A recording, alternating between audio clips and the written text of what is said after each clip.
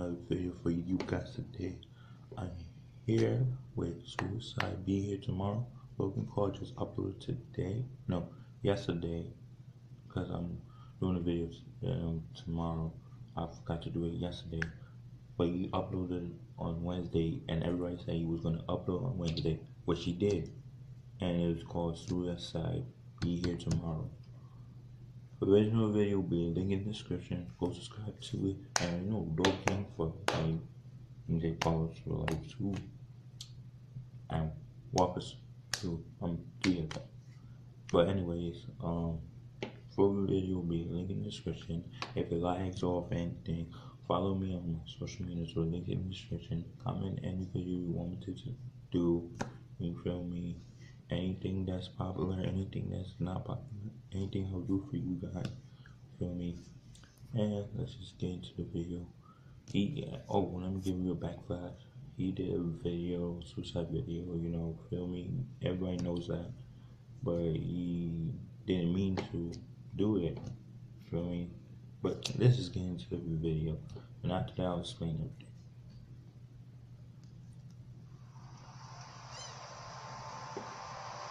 About 800 people, only 1,000 people 40 minutes died from suicide like every year. Bikers, joggers, tourists, runners, they went by me. Really fast. That's Police officers searching for suicidal people went by me twice. I'm standing at the ledge, leaning over the rail with tears flowing down to the waters. And I thought to myself, absolutely nobody cares. And then the voice in my head said, jump now, and I did. And the millisecond that my hands cleared the rail, my legs flew over it. It was instant regret. The depression was wiped from my mind, and all I wanted to do was live, and I thought it's too late. Kevin Hines was 19 when he jumped off the Golden Gate Bridge. He is one of the many incredible people that I've been grateful to meet over the past 3 weeks as I aim to further understand the complexity surrounding suicide. And I know I've made mistakes. I know I've let people down. But what happens when you're given an opportunity to help make a difference in the world? The backlash against the social media star. Very popular guy called Logan Paul is in some hot water. He's a complete and utter insensitive idiot. Taking a break from daily vlogging. Even he says his latest content was his biggest mistake. I want to apologize to the victim. Guys, he did get a big flat, everything, like backlash. Everybody hated him. Some people hated him. Some people supported. And I'm on the supportive side. I don't hate nobody. And the fact that the people that hated him was social media, like big comers, like what I'm trying to say, like famous people, celebrities, they were trying to hate on him and everything, but he didn't really mean to do that when he recorded it. I know it was bad. It was kind of bad. I'm not gonna lie. He didn't have no right to record a dead body, but he was trying to make people not to kill themselves, not to be what I mean, not to do that. That's what he was trying to do. In the back of his head, like Jake Paul said, he didn't really mean to offend nobody, and I see it. He really didn't. And the fact that he got a lot of heat, that's why he didn't vlog, because a lot of people hated him for that video, and he did not really mean it. So y'all gotta stop hating, but y'all gotta hate on the people, but y'all can't hate on them and make it a big worldwide everything, because it make no sense. Because when Jake Paul did that, whatever he did, it was not over the news. When it is, that's what I'm saying. It's more haters than supporters. If you see on YouTube, there's more haters than supporters. Because if you are a supporter, you're gonna quickly turn on that person. So let's get back. That's how I feel. And his family. It's time to learn from the past as I get better and grow as a human being.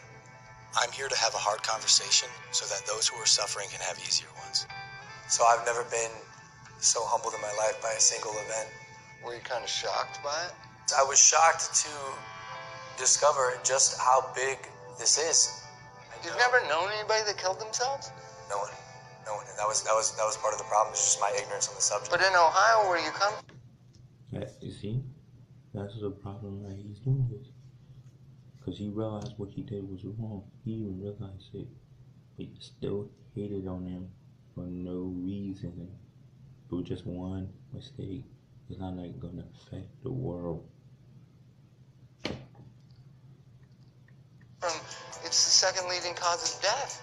And I know while I'm not able to solve the problem by myself, I want to be a part of the solution. And that solution began across the country in New York City.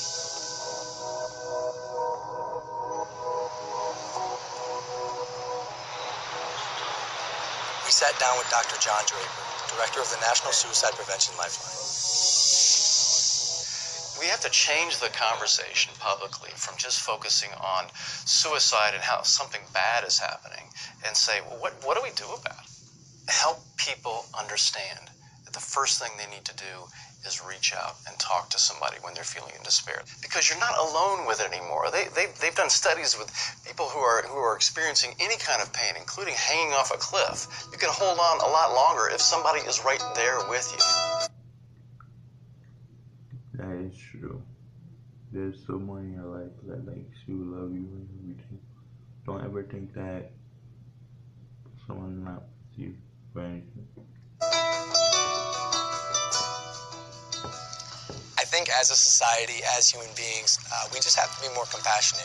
And that includes me too. That's something I'm learning along this journey. And something else that Dr. Draper told me were the 5 steps that anyone can take to help prevent suicide. Step 1 is simply just ask. Ask yourself, ask others, are you thinking about suicide? And I know that sounds like a daunting question, but literally that question can save lives. Step 2, accordingly, would be just to listen. Be present, don't make any judgments. And then step 3 would be there for them, even after you've already asked, because dependability is key. Step 4 is then help them connect, whether it's with a friend, a family member, a local suicide hotline, therapist, but help them reach out to someone so they don't have to deal with this alone. Lastly, step 5 is just check in on them, show them that you care, call them up, say, hey, I want to make sure you're okay. Can I check in with you over the next few days? So one of the things that is so important about reducing stigma is getting stories out there about people positively coping with suicide. You saw those lists there. Remember them. Remember them. You guys know anyone I could talk to with the lived experience of suicide? Yeah, absolutely. We have quite a number of people that we could refer over to. Yeah, that'd be great. Yeah. And that's how we got introduced to Kevin Hines. 17 years ago, Kevin jumped off of the Golden Gate Bridge and survived. These are individuals whose stories, when people hear them, they say, you know, maybe I can get through. As opposed to hearing stories when people haven't. And those are, unfortunately, those are stories that we've heard before. Now we're hearing more and more stories of people being more open about it. As I was saying before, Logan, for every one person that dies by suicide, there's 287 other people that think seriously about it but don't. Those are stories, again, that have not been told. If we told those stories of people who got through it as opposed to one who didn't, imagine what kind of influence that would have on people's behavior. When I found out that 1 in 6 high school kids seriously think about suicide, that's stunning. Yeah. This is such a common problem. Logan, all I wanted was for one person to look me in my eyes and say, hey, kid, are you okay? I am so grateful to be alive. And I'm grateful today for every millisecond I get to breathe. Because it was almost all ripped from me by me. What's one thing you... It's not a joke.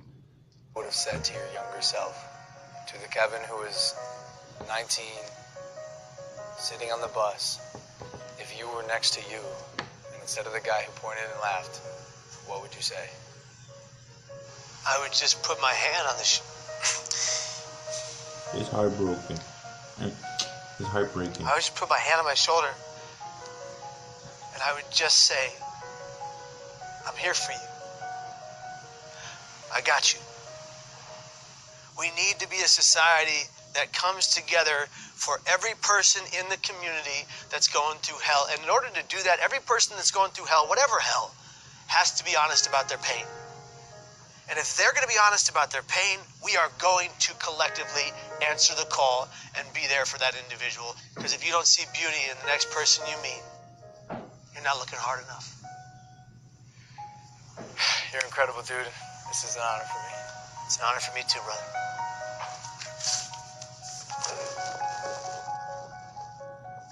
From this point on, I want to make an effort to contribute and immerse myself in the conversation, so I'm pledging to donate $1 million to various suicide prevention organizations, with the first $250,000 going immediately to the National Suicide Prevention Lifeline so they can increase their capacity to help those in need.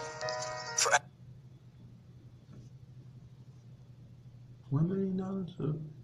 I told you, stop hating. There's more hate. I'm telling you, there's more hate. There's more hate than on YouTube. Anyone watching, I want you to know you are not alone, and most of the time, crisis passes. So if you or anyone you know feels alone or trapped, I encourage anyone to call or even text the suicide or crisis hotline. Both of those numbers are below, and although this is a tough conversation, it's important because things can and will get better. It's time to start a new chapter in my life as I continue to educate both myself and others on suicide. I'm humbled and thankful to say, this is just the beginning.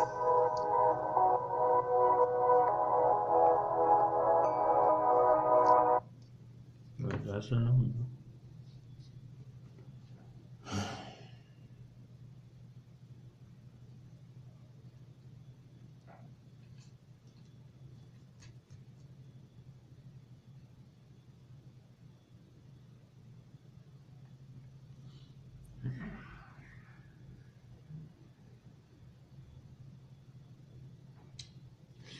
Anyways, her original video will be linked in the description. Go watch that video. It's #1 trending. You know what I mean. Go subscribe to my other channel, Brad Walker Reacts. I'm gonna upload reaction videos to there, or if this, I don't know, but go follow me on my Instagram, DM me some video suggestions, and follow me, yeah. And I'm gonna do a video about YouTube. What is YouTube?